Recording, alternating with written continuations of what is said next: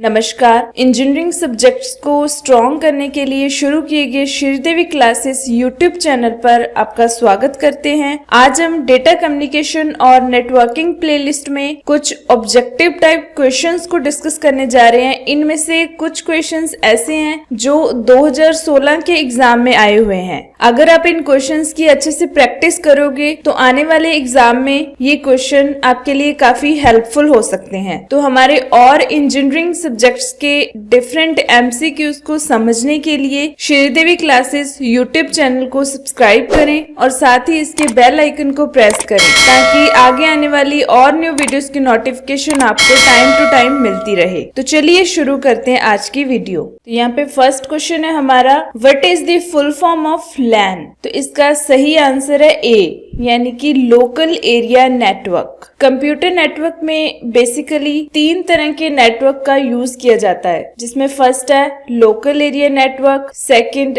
Metropolitan area network and third is wide area network. तो local area network ऐसा network होता है जो सिर्फ कुछ डिस्टेंस तक उपयोग किया जा सकता है, जैसे कि घर, स्कूल, ऑफिस आदि। इस टाइप के नेटवर्क में कंप्यूटर्स और अदर पेरिफेरल डिवाइसेस को, जैसे कि प्रिंटर को आपस में कनेक्ट करने के लिए ईथरनेट केबल का यूज किया जाता है। लैन नेटवर्क की एक बहुत अच्छी एडवांटेज ये है कि इसका सेटअप करना और इसको ऑपरेट करना बहुत ही आसान होता है और ये काफी सस्ता भी होता है। और इसके अलावा इसमें जितने भी नंबर ऑफ कंप्यूटर्स आपस में कनेक्टेड होते हैं वो रिसोर्सेज को शेयर कर सकते हैं। Next question is, which of the following IEEE 802.5 protocol? तो इसका सही आंसर है टोकन रिंग, यानी कि ऑप्शन बी। टोकन रिंग को IBM के द्वारा 1980 में एज अ ईथरनेट डेवलप किया गया था। ये लोकल एरिया नेटवर्क्स के लिए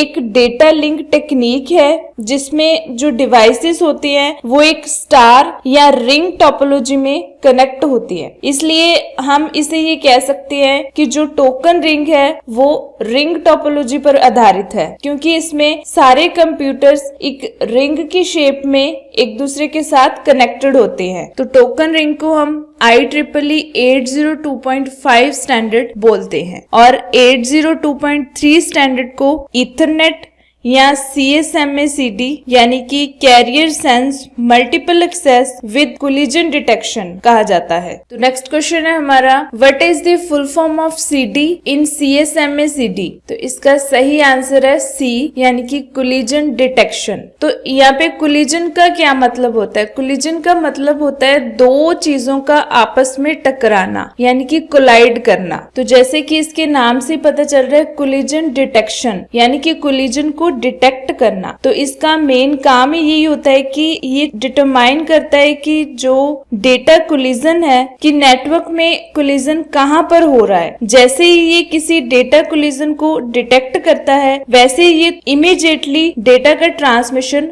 रोक देता है, जिससे कि जो टाइम है वो वेस्ट ना हो सके। तो यहाँ पे एक और भी कंसेप्ट आता है CSMA एंड CA। इसकी फुल फॉर्म है carrier sense multiple access with collision avoidance. तो इसका काम कोलिजन के पहले होता है। तो इसका काम क्या होता है, ये नेटवर्क को हमेशा मॉनिटर करता रहता है कि जब भी नेटवर्क फ्री हो तब ये डेटा का ट्रांसमिशन कर सकता है। नेक्स्ट क्वेश्चन है हमारा, which number of OSI data link layer? कि जो डेटा लिंक लेयर है वो OSI मॉडल में किस नंबर पर आती है? तो इसका सही आंसर है B, यानी कि 2।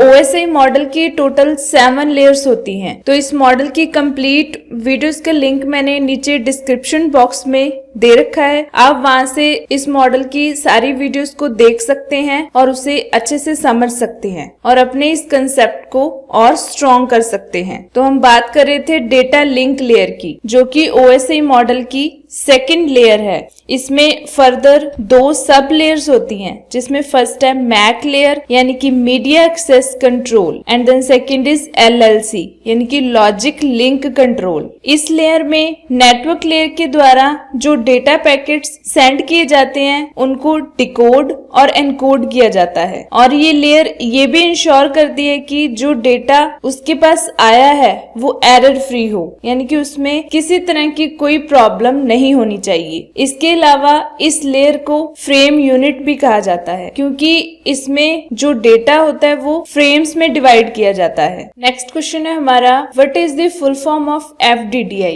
FDDI stands for fibre distributed data interface. FDDI is a group of networking specifications। ये फाइबर ऑप्टिक्स मीडिया का उपयोग करने वाले 100 मेगाबिट पर सेकंड के टोकन रिंग को डिस्क्राइब करता है। FDDI को IEEE 802.5 स्टैंडर्ड के सिमिलर माना जाता है और इसे ANSI के द्वारा 1986 में तैयार किया गया था। तो FDDI का मेन यूज नेटवर्क में हाई स्पीड बैकबोन बनाने के लिए किया जाता है। यहाँ पर बैकबोन का मीनिंग ये है कि ये डेटा ट्रांसमिशन के लिए नेटवर्क आर्किटेक्चर होता है। तो इसमें जो नेटवर्क की परफॉर्मेंस होती है वो इसकी बैकबोन पर ही डिपेंड करती है। अगर इसके बैकबोन में कोई प्रॉब्लम आ जाती है या कोई नेटवर्क आर्किटेक्चर में कोई प्रॉब्लम आ जाती है तो पूरे का पूरा नेटवर्क जो होता है वो फेल हो जाता है। नेक्स्ट क्वेश्चन है हमारा, how many layers are there in TCP model? TCP stands for transmission control protocol. ये मॉडल क्या होता है? ये मॉडल ये डिसाइड करता है कि एक स्पेसिफिक कंप्यूटर जो होता है वो किस तरह से इंटरनेट से कनेक्ट होता है और उसके बीच जो डेटा का ट्रांसमिशन होता है वो किस तरह से होता है। जब बहुत सारे कंप्यूटर आपस में कनेक्टेड होते हैं तो ये मॉडल वर्चुअल नेटवर्क को क्रिएट करने में हमारी हेल्प करता है। तो TCP का मेन पर्पस ही यही होता है कि ये बहुत ज्यादा डिस्टेंस तक कम्युनिकेशन प्रोवाइड करता है। TCP मॉडल की टोटल 4 लेयर्स होती हैं, application layer, transport layer, internet layer and network layer. तो इसका करेक्ट आंसर है B यानी कि 4। Next question is, what is the full form of IP? IP stands for internet protocol. तो सबसे पहले हम बात करते हैं व्हाट इज प्रोटोकॉल। तो प्रोटोकॉल की एक सिंपल डेफिनेशन क्या होती है? Set of rules. जो भी हम कंप्यूटर में काम करते हैं, कोई भी फाइल सेव करते हैं या कोई डॉक्यूमेंट को राइट करते हैं, तो कंप्यूटर में हर एक चीज के लिए कुछ रूल्स बनाए गए हैं, तो उन रूल्स को ही हम प्रोटोकॉल बोलते हैं। तो अब यहाँ पे बात आती है व्हाट इज इंटरनेट प्रोटोकॉल। इसे हम एक बहुत ही अच्छी एग्जांपल के साथ समझते हैं कि जब हम किसी को